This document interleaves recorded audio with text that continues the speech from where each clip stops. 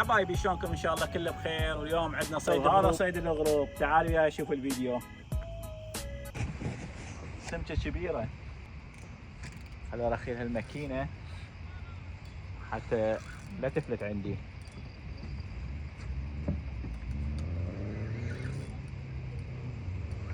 طبعا هاي الطعم ذرة مرة ثانية.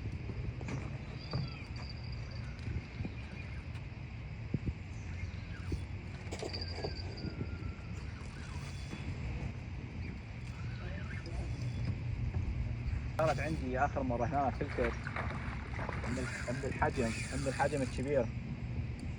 شوف شلون جاي تسحب خيط، بس حاول تعبها.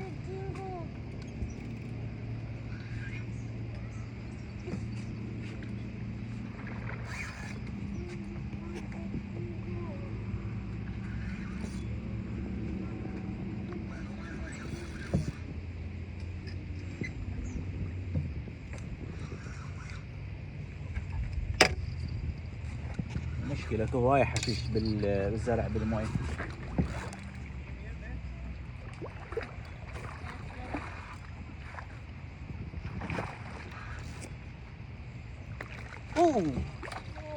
Oh, so close.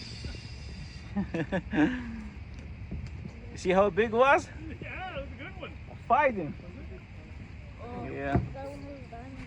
شفت ما قلت لكم راح تفلت فلتت last minute was big. وين خليه يجي هناك. ما شاء الله جدي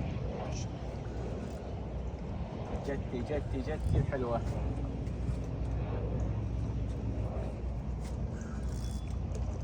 ها شوفوه، هذا الحجم مال امريكا.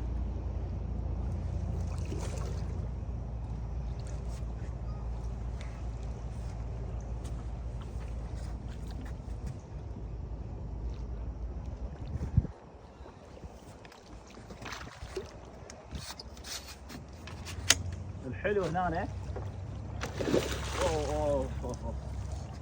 الحلو هنا بهذني المكانات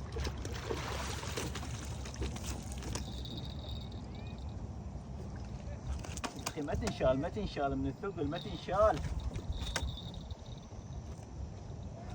الحلو بهالمكانات اكو للصيد مسوي لهم هاي الزروف تحطون بيها السنارات. طبعا كلش زينه ومفيده. خلي احول هاي هنا.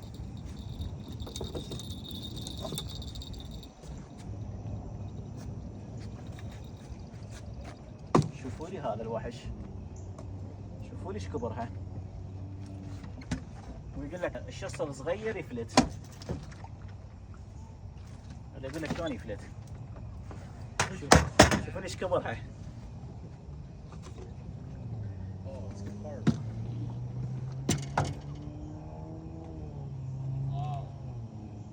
حبايبي ما جاي تنشال شلون تنشال هالحجم الكبير هذا؟ ما تدري شلون تنشال؟ تقريبا تطلع يمنا احنا بالباونات قد 15 الى 16 باون. بالكيلوات تطلع 8. هاي تطلع في 8 مثل الورث 7008. هذا الكارب مال امريكا. شوفوا يا شلونه حلو لو مو حلو. طبعا الشص جاي استخدمه السن هذا ستيل. هذا راح البسه ضره. يعني قبل شويه فتت عندي وحده من نفس المكان اللي شمرته، ونفس السناره ضربت عندي مره ثانيه ورا دقائق. فراح احاول اشمر نفس المكان حتى لحق، يعني قبل ما تصير دنيا ليل ونطلع. يعني هسه وقت الغروب خوش وقت الصيد. ودائما اقول لك صيدوا وقت الغروب ووقت الفجر. فاللي شمرته انا هنا راح احاول نفس المكان.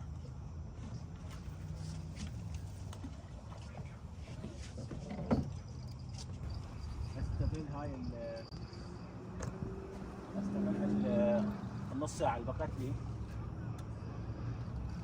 شوف العشب طبعا هذا الشمبلان هواية اكو بالمي، فشوي يأثر على الصيد هذا. كلش ياثر على الصيد الزرع بالمي. شوف هاي الذره بعدها مو واقعه. انا استخدم ذره الخشنه حتى لا توقع عندي. تقريبا هنا المستوى كله نفس الشيء مال المي، فانا ما راح اشمر بعيد. احاول اشمر المكان اللي شمرت بيه قبله لان صار بيه علفه. واركز على المكان اللي صدت من عنده. اللي طلعت قبل شوي السمك من عنده. اللي فلتت عندي اول وحده وهاي الثانيه هذا المكان. المكاين مرخيها، اذا ما رخي المكاين ماكو تنقطع عندي الخيطه وتفلت من حريقه السمكه، الشوص يفلت من حريقه. شوفوا لي هنا، شوفوا لي هنا، هاي مشكلتنا احنا بالصيد. هسه حاليا بهذا الوقت مال الصيف هاي مشكلتنا، هاي جاي تدق عندي هسه حاليا شويه ضارب بها. هذا الزرع هواي ياثر بالصيد.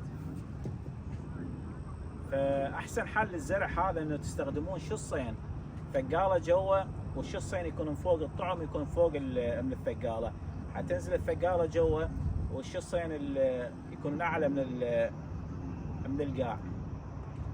فهذا افضل حل لهذا الشيء. لو تستخدمون الطعم الطايف اللي الذره الطايف او البويليز او اي شيء طايف. بس انا ما مسويهم صراحه، ما صار عندي مجال اسويهم يعني احضرهم، طلعت هيك على السريع.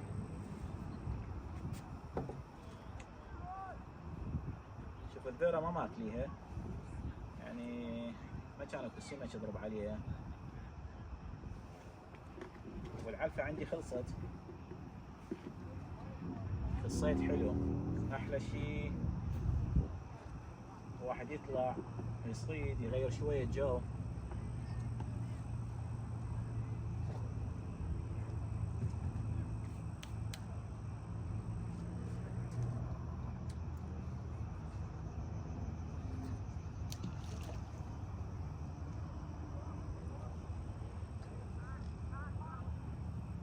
هنا هاي عندي ملتفه هنا على يده اللي صار هسه، ما اعرف شلون التفت على يده.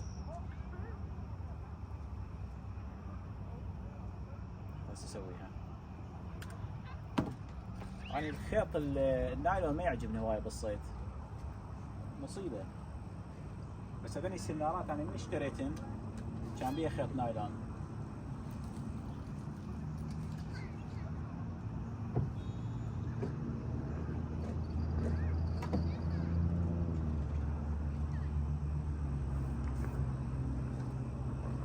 فاللي يسألكم احسن وقت للصيد قولوا له غروب والفجر، هذا اذا بالصيف. اما بالشتاء او من يبرد الجو لا طلعوا بالنهار، لان الصيد يصير بالنهار اكثر من الغروب واكثر من الفجر. حاليا 3 سنارات وهاي الرابعه هنا.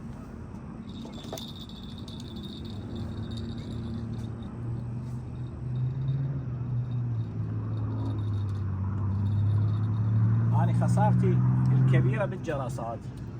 الجرس عندي يعني من تضرب السنارة مرات يفلت من عندها، من الجر قوي، من الدق دق دق دق تفلت عندي. شوفوا أنا جاي أسحب بعد جاي وياه. فهذا الطعم المشكلة يضيع بين الزرع، يعني حتى السمكة ما تشوفها، شوف حتى ما ماكليها ولا ضاربيها.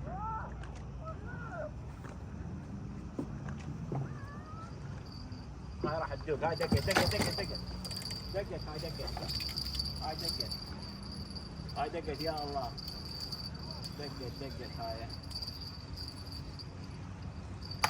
قلت لكم، مو قلت لكم احسن وقت هو الغروب؟ ما شاء الله ما شاء الله ايش كبرها هاي.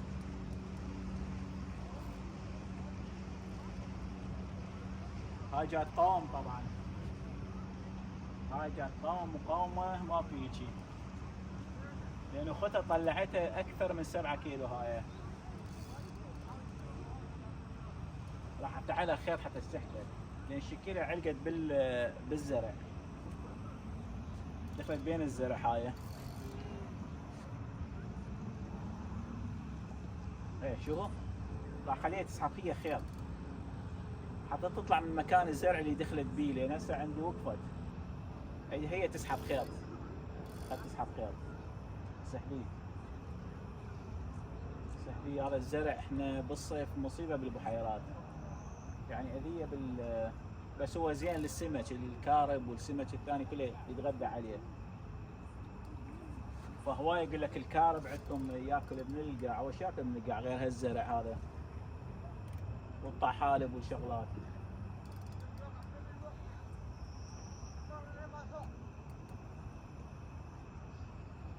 انت تطلع من الزرع، شوفوا شلون جاي الجربة.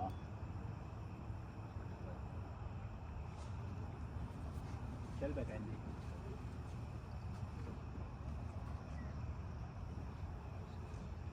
احتمال كبير اكو فد غصن او فد شيء مال شجره واقع هنا، احتمال دخلت بينه.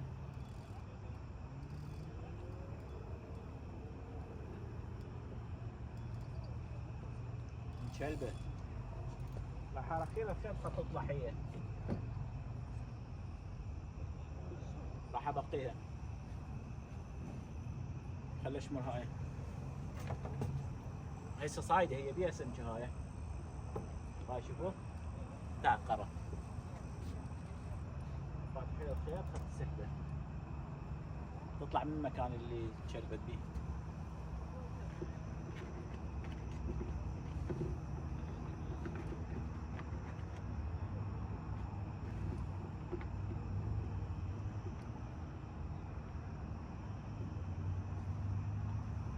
هاي طبعا اخر علفه، هاي اخر علفه بهذا الشكل، والذره الحلوه. شباب هاي راح اشمرها يم هاي الصاده من هاي الصفحه، لان هو الصيد كله هنا.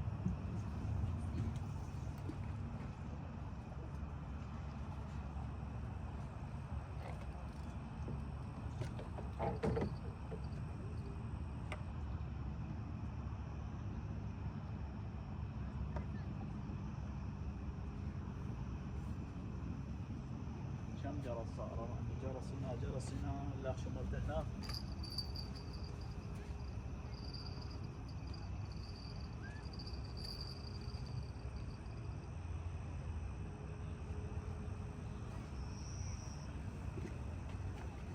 هاي بقت اذا صدنا احتمال عندنا مجال نشمر وحده له. هاي صار لها مرتين طلعت بيها للصيد، حاطه بالثلاجه، كل ما ارجع بيها شويه جاي تنقص ويعني هاي ثالث مره جاي استخدم هاي العلفه، كانت متروسه هاي الذبيه.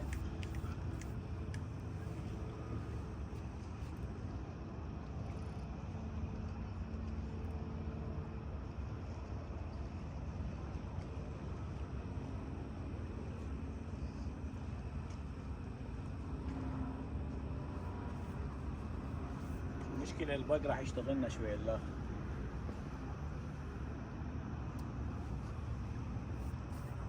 هاي العلفه الزايد جاي شمرها بالمي.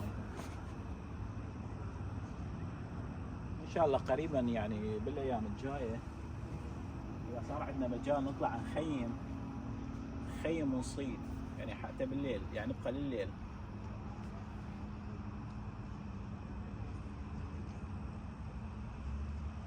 هذا المكان لو ما يعزل كان نجي له، احلى مكان للقعده.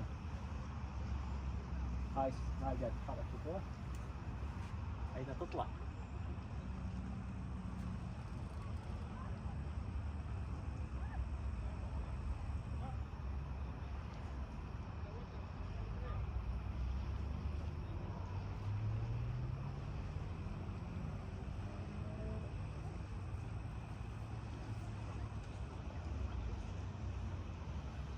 وعندنا السمك هنا اسمه بلوجل، هذا يشبه البلطي، سمك البلطي، فراح اسوي لكم فيديو عليه، فيديو يونس بهذا المكان نفسه. راح يكون عندي فيديو بلطي امريكا، لان اعرف بالعراق مكوم حاليا. راح اسحبها وش يصير خلي يصير. احتمال طلعت.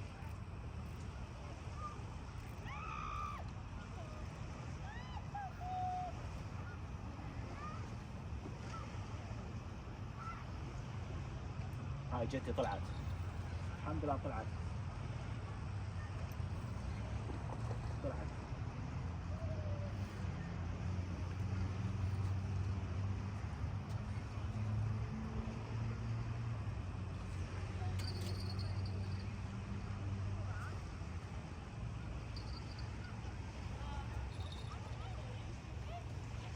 كاميرا بس الكاميرا بسرعة. هاي جتي هاي. تفرغ على السمكة. اعطيت لها مجالها في حيث ما استعجلت عليها. لو مستعجل عليها كان راحت. خلينا نطلعها.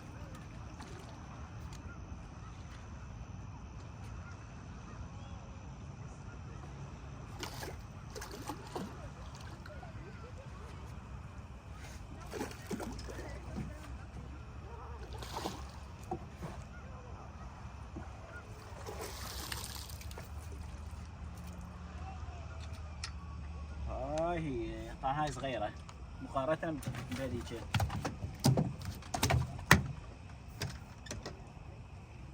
هاي صغيرة مقارنة بهذيك الثانية اللي أول وحدة صدتها.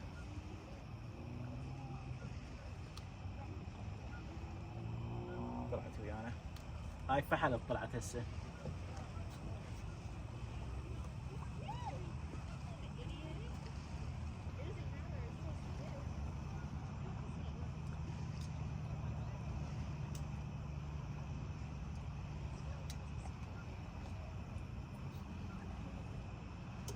هذا الشص يعني صدق فشي يعني مفتر فرة ما صايره.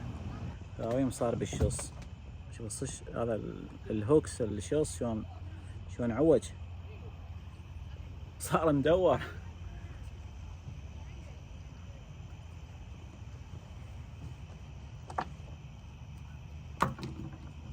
بق اشتغل. اني راح المس بناراتي واتوكل اروح للبيت. الحمد لله صيدنا اليوم 6/2. هاي كلها التفت. هاي المشاكل مال الصيد معنا صار. شلون افترى شلون التفت ما حد يدري. هذا صيد اليوم مثل ما شفتوا. هاي حجمها كلش حلو كبير وهاي صغيرة. راح احتفظ بهاي وارجع هاي. هذا طعم ذرة الصدد بيه. واذا عجبكم الفيديو لا تنسون الاشتراك بالقناة وتفعيل الجرس وضغط على زر اللايك لعيون هاي السمكة.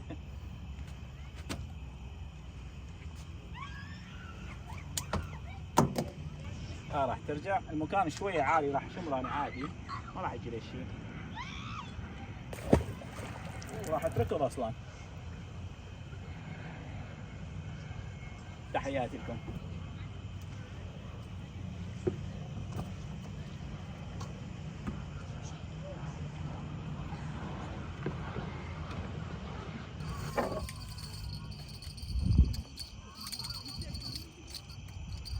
الحق على الجرس لان بصراحه الجرسات عندي تروح هوايه يعني تبشف الماكينه والسحب. اسمع صوت الماكينه. طبعا الماكينه لازم ترخى. لازم على هاي السمك اللي انا العده لازم ترخى هوايه. شويه تعبوها.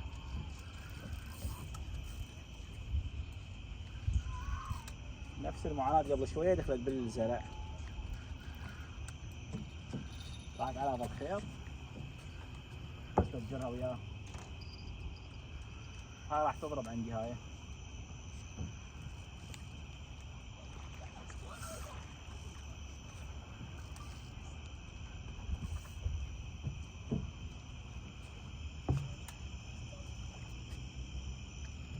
ما حجمها زين.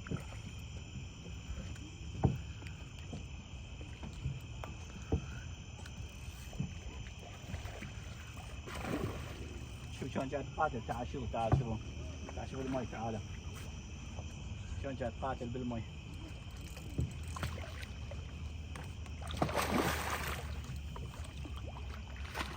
طبعا الخيط المستخدم هو 30 باون. انا هاي بهاي السناره فاحنا لازم نستخدم هيك احجام شويه كبيره خيوط.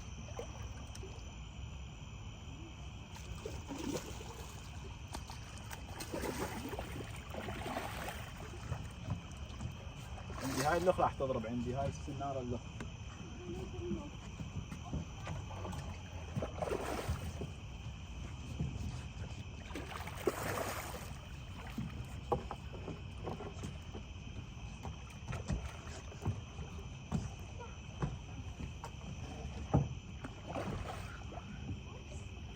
المشكلة ما ادري اشوف شيء طبعا بالمي. اذا تدخل بين الزرع تضيع عندي الرؤية. بس طلعت الحمد لله. طلعت حجمها حلو ما شاء الله، حجمها كلش حلو هاي. بس لازم اشيل السنارات.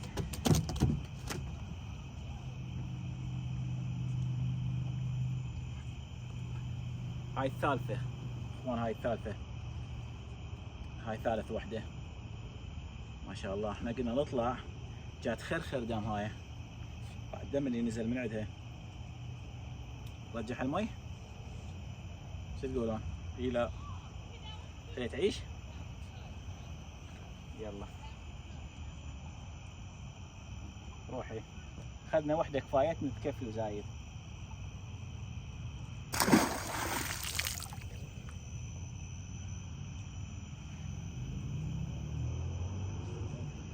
شفت الصيد؟ صيد الغروب رهيب.